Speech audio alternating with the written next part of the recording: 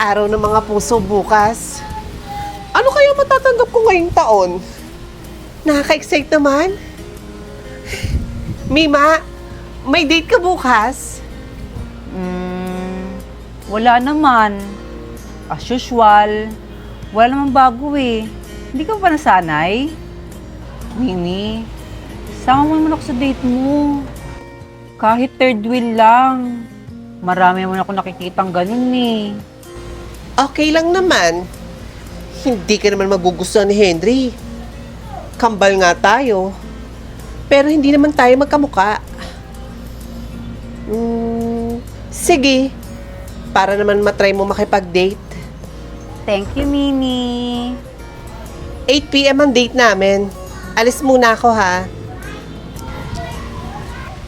Ngayon na ang araw ng mga puso. Ang tagal ko pa namang pinaghandaan to. Sana maging worth it naman. Mimi, maganda ba yung suot ko? Nagustuhan mo ba? Mima, kahit ano pang isuot mo, pangit ka pa din. Halika na nga.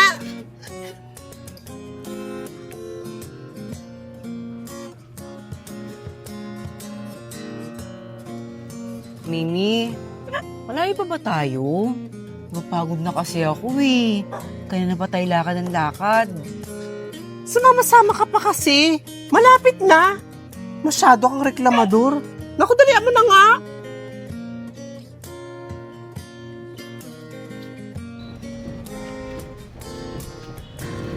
Napakagandang coffee shop naman to, Mimi.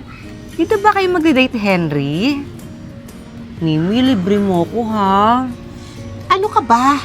Wala tayong gagastusin dito. Sagot lahat ni Henry. Kaya umorder na tayo. Halika na. Tara na. Pa-order nga po ng isang matcha. At saka isa pong iced coffee blanca. 3 ice lang po. Yes, last ice lang po. Hello, Henry. Nice to meet you. Ako pala si Mima. Alam mo ba, Henry? Never to nakareceive ng flowers at saka chocolate pag-araw ng mga puso. Habang ako, hindi ko mabilang ang mga nagbibigay sa akin. Ewan ko ba? Mimi, hindi mo na kailangan ikwento yun. Nakakahiya. Bakit? Nahihiya ka kay Henry? Bakit? Nagsasabi lang naman ako ng totoo ah. Bakit? May gusto ka kay Henry? Ew! Disgusting! Tama na nga yan, Mimi. Balak pa naman din makapag-date sa'yo bukas. Kasong sama pala ng ugali mo. Pasensya ka na, Mima ah. Diyan ka na! Henry! Huwag mo akong iwan dito!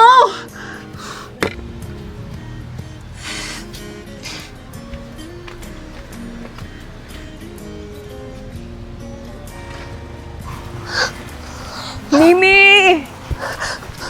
Mimi! Mimi, ba't di mo ako pinapansin? Sinira mo yung date ko! Napakayaman pa naman ni Henry. Nakakainis ka.